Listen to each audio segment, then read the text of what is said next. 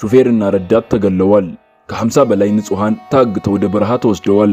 ተሽከርካሪዎች በእሳት ጋይተዋል። በመተሐራና ወለንጪቲ መካከል ያለው መንገድ የሞት ቀጠና ሆኗል። ሰላም ጤና ይስጥልን ውድና የተከበራችሁ ተመልካቾቻችን፣ ዛሬም በምስራቅ ሸዋ አሰቃቂ መርዶ ተሰምቷል። በኦሮሚያ ክልል ከመተሐራ ወለንጪቲ የሚወስደው መንገድ ላይ ታጣቂዎች በአሽከርካሪዎችና በንጹሃን ተሳፋሪዎች ላይ ዘግናኝ ጥቃት መፈጸማቸውን ነዋሪዎችና የተጎጂ ቤተሰቦች ለቲክቫ ኢትዮጵያ አረጋግጠዋል። ጥቃቱ የተፈጸመው በተለምዶ 55 ተብሎ በሚጠራው አካባቢ ነው።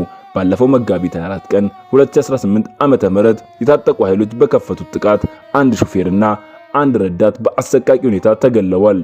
ከ50 በላይ የሚሆኑ ሰዎች ከዶልፊን ከቅጥቅጥና ከጭነት መኪኖች ላይ ተለቅመው ታግተው ተወስደዋል። ንብረትነታቸው የንጹሃን የሆነው አንድ ተሳቢና አንድ ዶልፊን ተሽከርካሪዎች ሙሉ በሙሉ በእሳት እንዲጋዩም ተደርገዋል። የአካባቢው ነዋሪዎች እንደሚሉት ከሆነ ይሄ የመጀመሪያው ጥቃት አይደለም። አንዱ የአይን እማኝ በለቅሶ በታጀበ ድምጽ እንዲህ ይላሉ።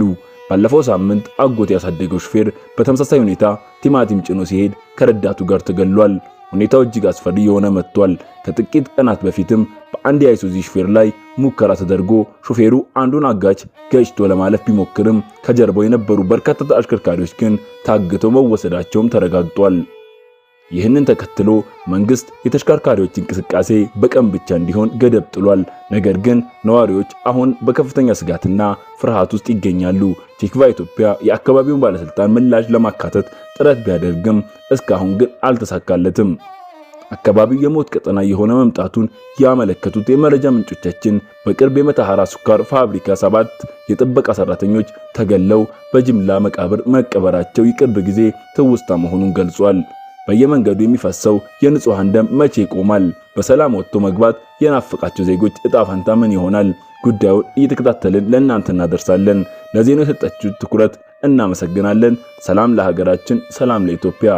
ሰናይ ቀን